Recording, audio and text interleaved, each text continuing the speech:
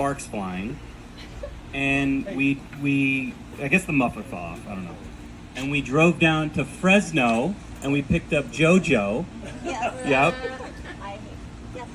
And made our way down to Disneyland to stay in the Disneyland Hotel. Right. Pretty incredible. Ooh la la. Right by the monorail. I think I was probably 3. no. No, you were No, like 7. No, like 7 years old or something like that. Oh. Yeah. Were I you was- kids He back seemed then? like he was. I was 2, Joe. Yeah, I was gonna say, do you remember that now? I can't remember. I was probably like 7 or 8. Do you remember that? That was a good time. Stood right next to mine. Yeah. Yeah, that was great. So that was my memory. Yeah. Love you, Graham. Oh, that's sweet. Thank you for that memory. No, and thank you. I love you. And thank you for taking Speak up, speak up. Hello. Hello. There you go. Now I can hear you. Hey, Mommy.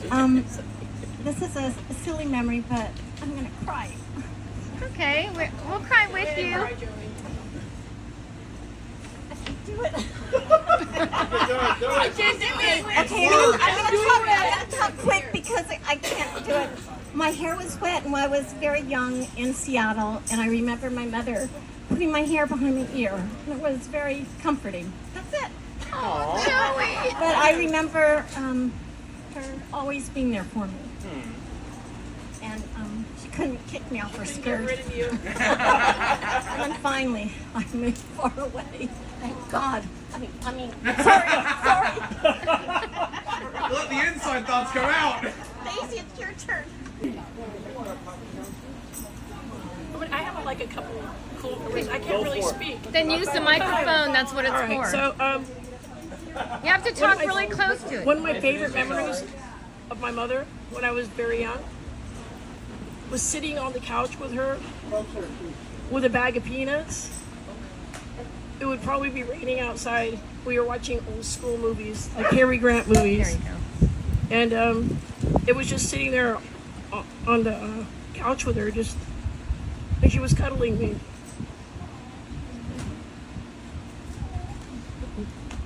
Another one I remember when I was very young, my mother would make us all take baths and showers before we could sleep with her. We got to take turns. When my father was working graveyard, and it was something that I really looked forward to doing because we wanted to be with her. And I just think about those times, and then she would lay down and she would she would make me karate chop her back. Yeah, and then she'd have me get up and walk on her back because I was only like 20 pounds then. But it was those are some of the best times of my life with my mom and the music. Boy, it was the best one. Oh, no, Daisy. My mom picked up me and Gwendy one day, shoved a drum set in the car, shoved Gwendy's bass guitar, and she goes, "Come on, we're going to LA. We're gonna audition for the Gong Show." We did, and we did. We went down there. We went to the studio. We set everything up, and we auditioned for the show. And, we have some wonderful memories, but such a fantastic mom who lived life to the fullest, still does, on the spur of the moment. And she taught me music, and I've always played since I was a little kid. And she bought me my first drum set because my father would not. Because We're not going to go there. girls weren't allowed to play the drums when I was in school, so when I was in 4th grade, I played the viola until I was in 8th grade. And then I picked them up at 13. Yeah.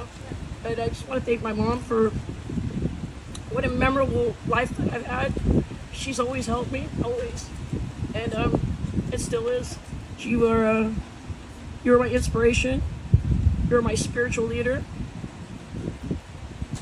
I just think I love you, Mom.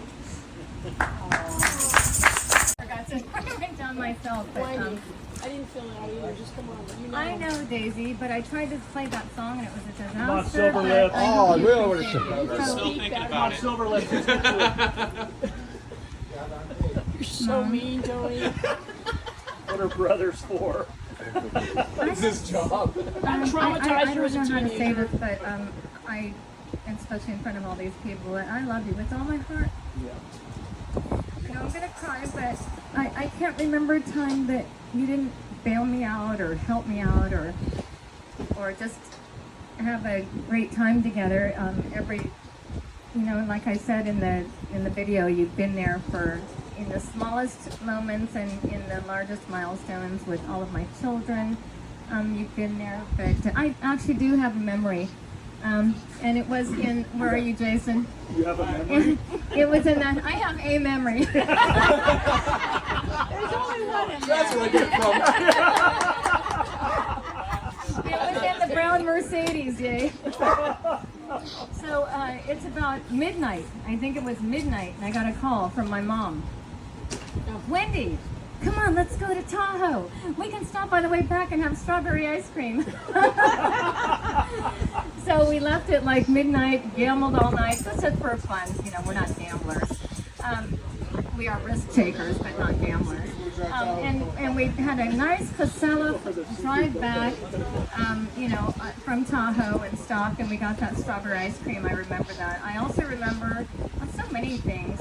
Your pea soup, your spaghetti, and the nice, cozy, warm moments that you've given us throughout our childhood, and the comfort and joy that you bring us, and also the discipline, or I'll change that to guidance, that you give us through your words and teachings of our Lord. So, oh yeah, since Tony wanted me to say it. I have to tell you, this little lady here, she looks really tiny right now, but she has a determination that you wouldn't even, you can't even imagine. I mean, literally, she was a tiny little baby given away and then given back to her real family when she was 7 years old, and it was a brutal time. It was World War II, and it was also the Indonesian Revolution, where they were given 30 seconds to leave their home at gunpoint, and she had to climb over dead bodies, and also her sister had a baby. So they dressed her like a little boy and sent her out to get milk because her sister couldn't nurse. It's just these stories that you can't even imagine here in America, you know, living this comfortable life that we lived because of our mother and father, that they provided us the opportunities to live this beautiful life. But the, yeah, so she's gone through so much, again, that we couldn't even imagine her growing up, going to Holland, and then leaving everything that she knew and coming here. And she literally, the next time you guys fly out and you're in an airport and you see a lady who's cleaning the toilets, be kind, because that was our mother, that was your grandma, that was your great grandma. She did that to help support us. Joey, she did that to help support us. She waited tables, she did everything that she could to help it, you know, to help give us a good life, and then she did, determinedly. She worked her way up, her English got better. She got a job at Seattle First National Bank, and that kind of segued her into real estate, because this little lady is super smart. She's so clever.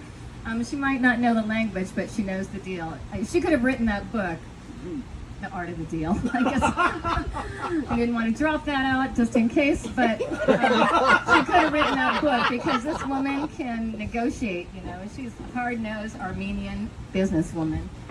So so that kind of segued her into real estate. And she was always looking for opportunities. You know, she bought property in Seattle. We had a few acres at Bonnie Lake. Was that true, Mom?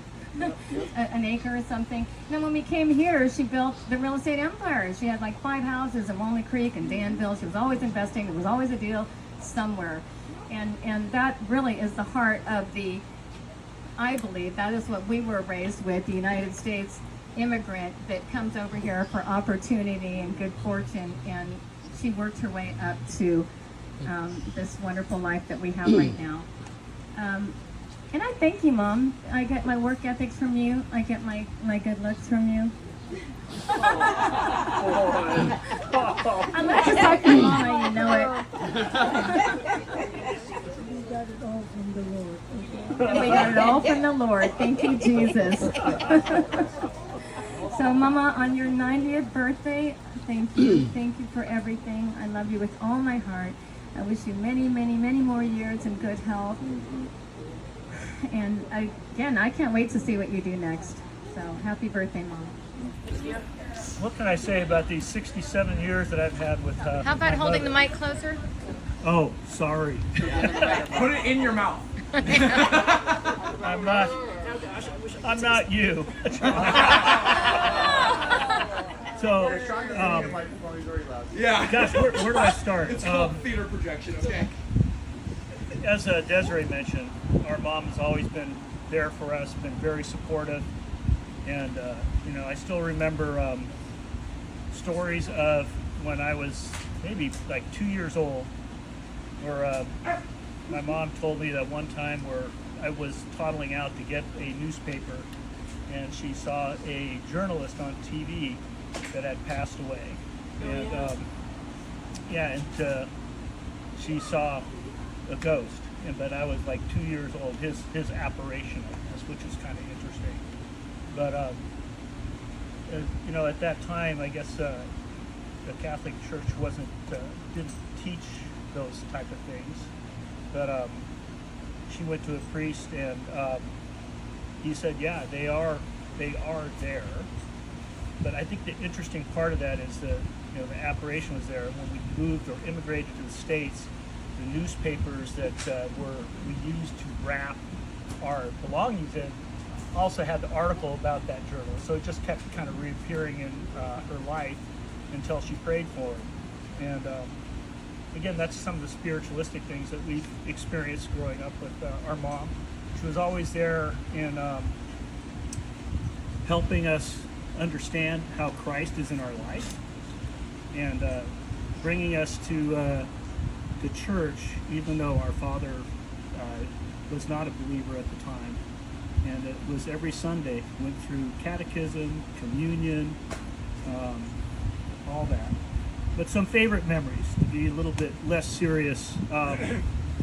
There's always that maternal instinct. I remember that one time I was going to Indonesia with Mom, and my sisters and I were in Mom's living room. And I was 30 years old at the time. And we're getting ready, and she asked me, she goes, "You got your passport?" I said, "Yeah, it's right here." She goes, "Well, give it to me." Wendy jumps up, she goes, "Mom, Tony's 30 years old. I think he can handle his passport on his own."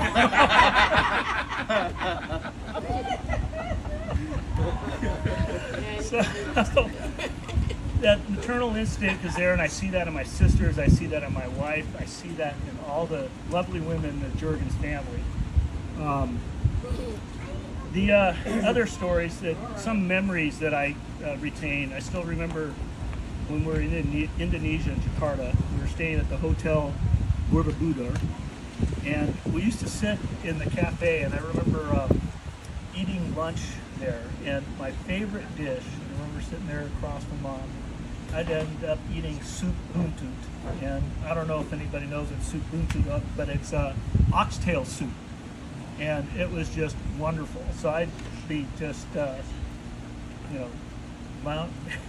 manging, eating that all the time. But pardon?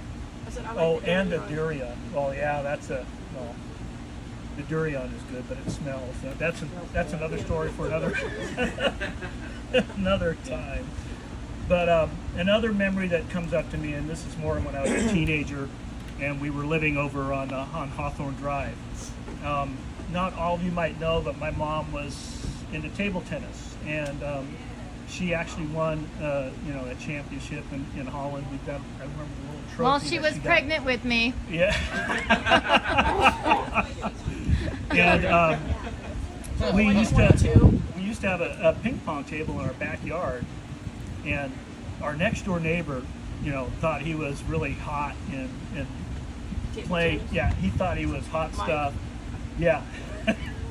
And my mom taught him a lesson. Put him in his place. Anyway, Cleaned his clock. Yeah, I know. She had a good spin on the ball. But those are some of my memories that I have. And, they're very heartwarming and very enlightening. well, you know, you learn a lot from your mother. Amen. Anyway, thank you, Mom, for always being here. Anybody else? I think at the moment is that if Renata wasn't here or if things had gone a different course, none of us would be here at the moment. I know. And this is a wonderful day, a wonderful time, all of us together. And I think certainly the concept of family and love has come certainly to me very strongly through Renata. And I think through the girls, despite the spectacularly bad kiddie haircuts, actually all turned out really rather well.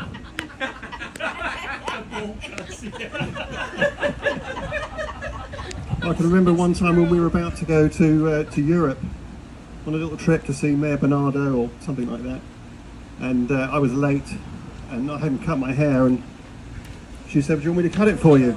And I realised how close I came to absolute disaster. But one more time I recall, and some of you may have heard this story before, but I can remember, obviously, not all times are good, and I can remember having a very bad day and going home around the middle of the day and just not, up here was not good. And I remember having the phone rang, and Renata answered, and I said, "Oh, Renata, it's not a good time to call, sadly. I'm got a problem at the moment, and my head's all over the place." And she listened, and she said, "Well, it is the right time. It is the right time. That's why I've called." And it was like a firepower of wisdom that came out of her that directed the problem away. And I always remember how many places she's lived and how many things she's seen, both good and bad, and horrors and good things and amazing things at all corners of the world. And that knowledge has passed on, hopefully, and hopefully we'll all continue to have that knowledge and gain more of it. But very special lady, and thank you very much. Hear this from me too many times in front of you. But today, we give God the honor and the glory for all that He has done. From the beginning, two parents migrating to the United States in a good way, working hard, raising a loving family, and the family still uniting in days like this. There are families around that you can't get a brother and sister together.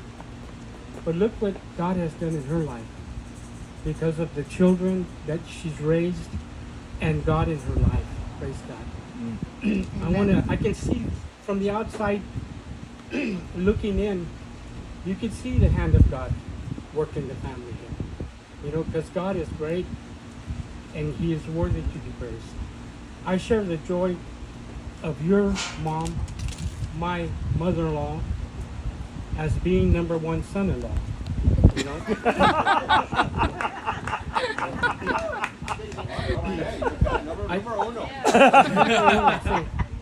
In bilingual, numero uno.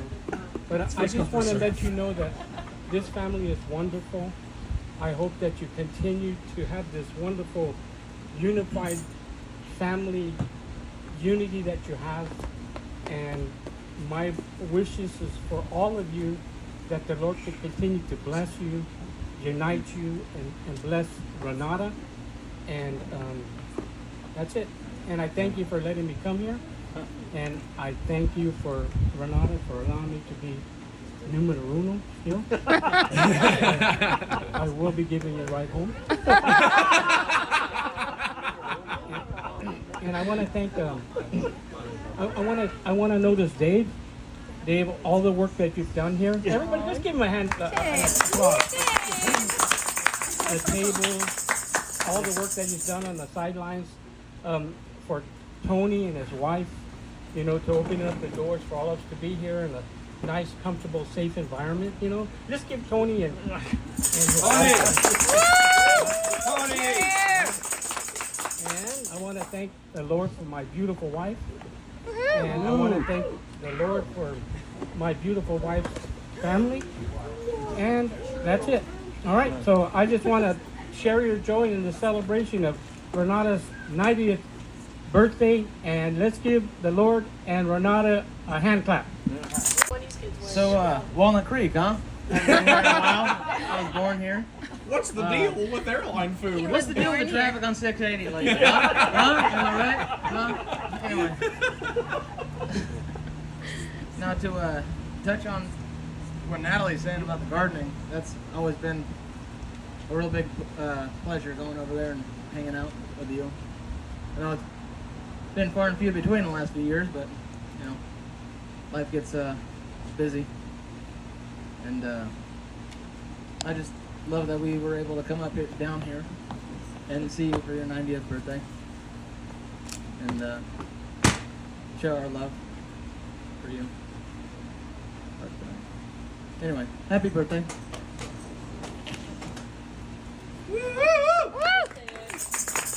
That's her memory. Whoa.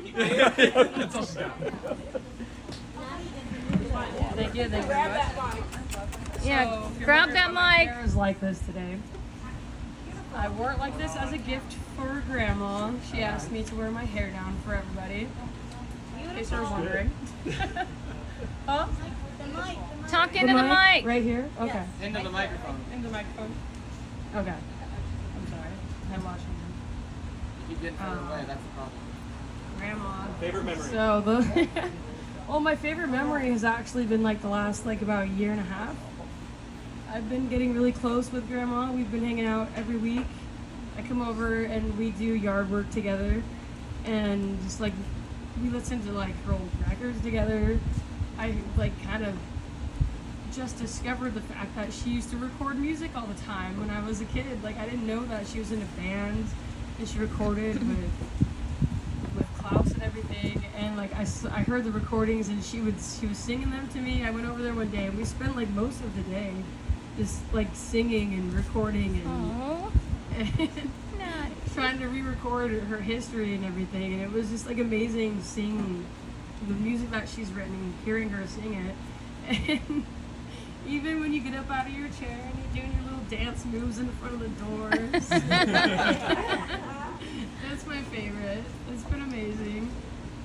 And just like, even when we're out in the garden and it's just like dead quiet, and then the breeze comes through, and then the birds start chirping, and they all start flying in, eating the food you left out for them, and it's just like a whole thing with like, you know, the scenery of her backyard, the secret garden, Garden of Eden. It's like very, it's blissful to experience, especially when you're like doing what she loves most, is gardening with her. And it's just been a really good experience to be able to get close to you the last year and a half. And I appreciate every day that we spend together. I love you, Grandma.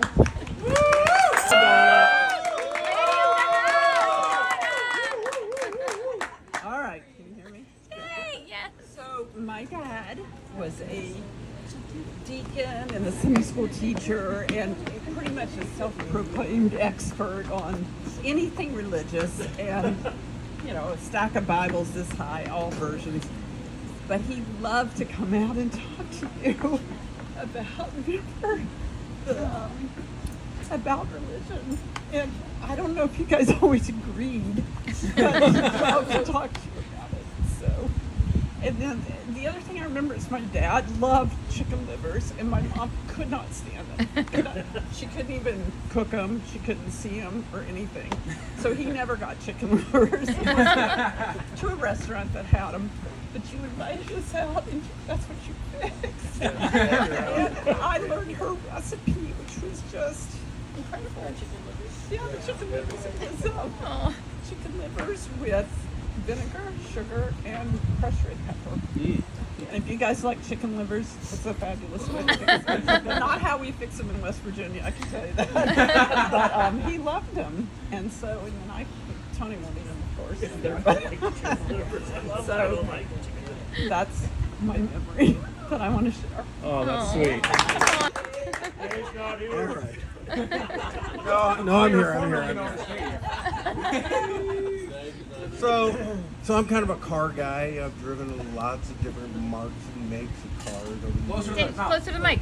Driven lots of cars and makes and models and all that kind of good stuff. And I remember one of the first times we took Renata out in Gwendy's BMW. She mocked me about not being able to get it in gear. Absolutely mocked me. I was like, oh my God, what are you doing with this guy? He doesn't even know how to put it in gear.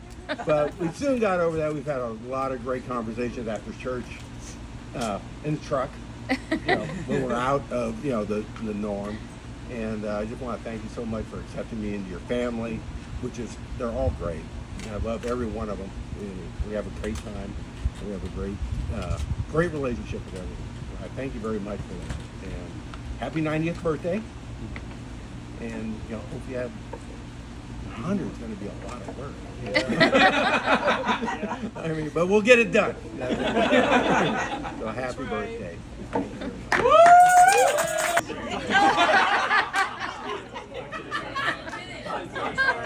Hey Nick, you did it! Hello? Okay.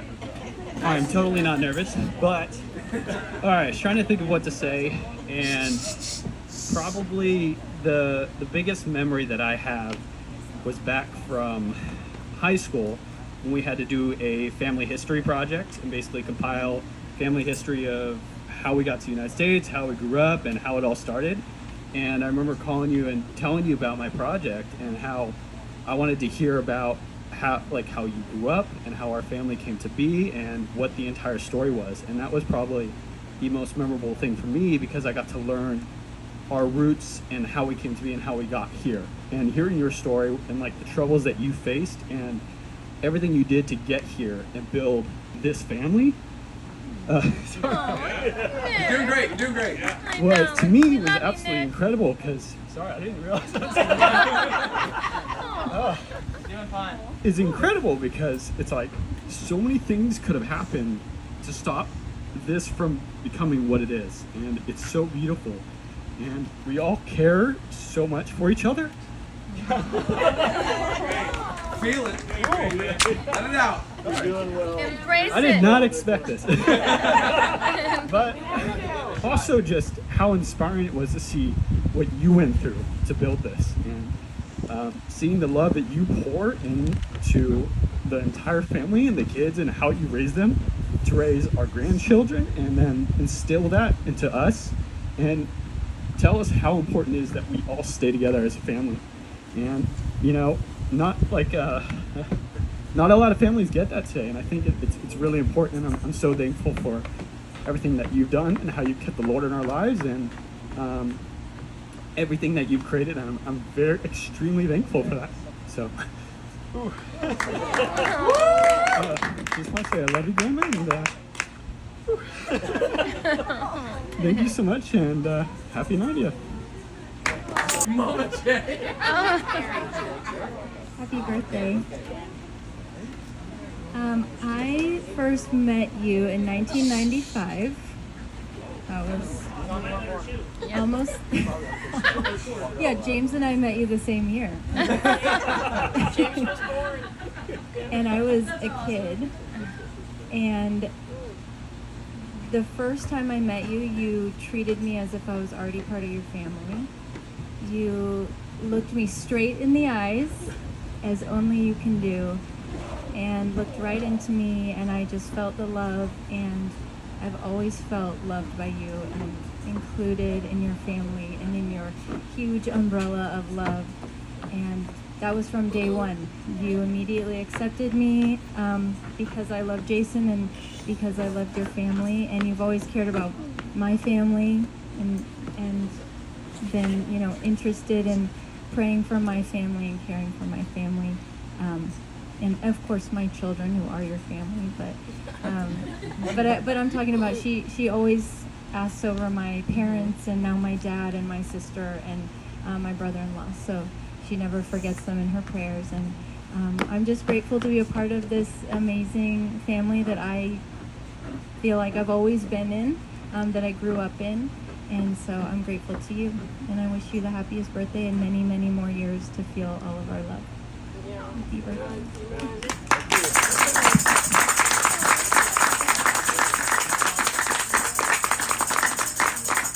Love It Today, favorite flavor, and we would watch The Sound of Music, and I love that movie because of you. I played it for Chloe, she loves it too, and we sing all the songs together.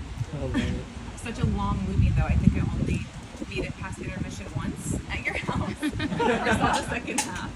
And then you'd get me ready for bed and I have to take a shower, like Daisy said, in order to get cuddles.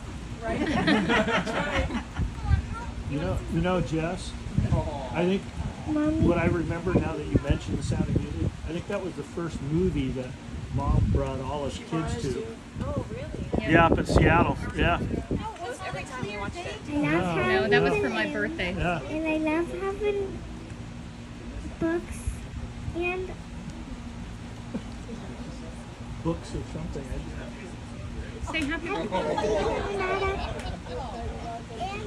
and I love flowers and grandma and peach and limbs and Treats. Did you miss that or no? I saw that. It's sticky now.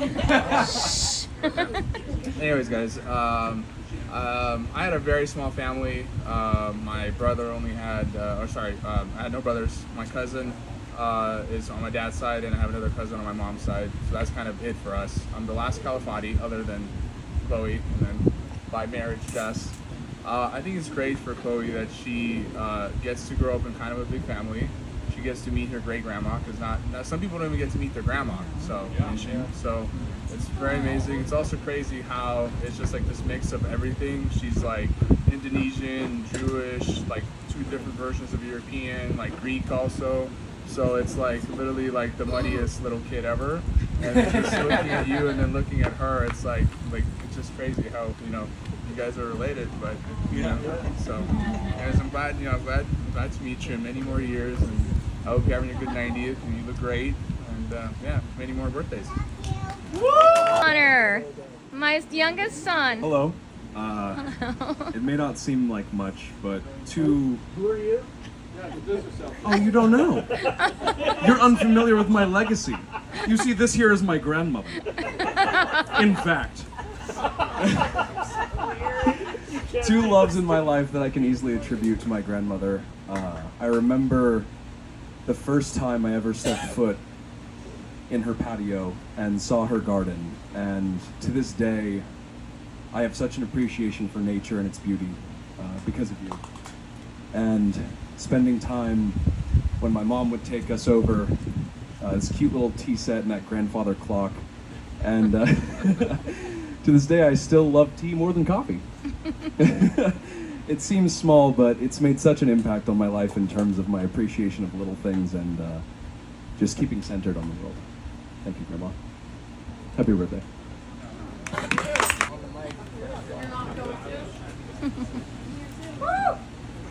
I already don't like this. Hold the mic. Did you talk out of your knee? Put the mic in your beard. Joey. Okay. That's closer. A memory. All right, Or a memories. wish. Well, like most of us, I remember the garden. Going back there, it's extremely beautiful. Lots of fruit everywhere. I remember we'd go back there, help you pick all the fruit all the time. We'd clean up all the branches. I remember going back there, just drinking like the tap water from the hose. Just like that, like just, I remember that, like. Stumble recipe. No. No. Family secret. That's from Jack. One memory I do remember a lot is me and Grandma, we were going to Danville for her dentist appointment. I remember we were driving through Oakley, and she was, pardon my French, but she was shitting and getting in her Mercedes, and we hit a bump. We bottomed out hard, and we drove all the way to Danville to her dentist appointment. We come back out of the office, and there's just oil all over the ground. And I think it was Big Chris actually had to come and pick us up from that. That was, yeah. It was pretty interesting. How about a wish? Oh, I remember your house in Danville when I was like a little kid. I remember hanging out there. I remember I had a little Blue's Clues notebook that I ran around like drawing stuff in. And that's one of the only real memories I have from that house. I was like a little kid. Okay, I think I talked enough. I love you, Grandma. I wish I had more to say. I don't know. I'm nervous. But I love you. And Michelle. Say nice things about my grandma. I know. Yeah, a really short memory. It was the first time I think I really met you. Alex. Speak up. We were both at Lyra's, not together. Okay. And I saw you leaving Lyra's holding a bunch of grocery bags, and you were getting ready to walk home. And I asked you if you wanted to ride home, and I drove you home. And you had found out that Lyra's was having a sale on ice cream. And went and bought all of their coffee ice cream that they had. And I think that is my first memory of you. That's awesome. That's awesome. It's funny because it's still true. That's a I love that. Anybody else? I just want to thank all my children. And what I did was what a mother should be doing. Every mother. And it counts for you all mothers. That's the only way to keep your family together. Life is not 100% good, never. That's why we are here on earth to make it better, that by the time we go home, we are ready. Because this is our purgatory. This is where we are cleansing ourselves every day to do better and to come closer to Him. So that at the end we will again meet up with one another. And that is my prayer for all of you. All that are here today. And Mike. I love you all. Mama. The microphone. Hold it closer. Hold it closer to your mouth, Mom. Oh, I love you all. And I thank you for all coming and making this possible for Mother today. Okay? What else? Grandkids? I love you. Great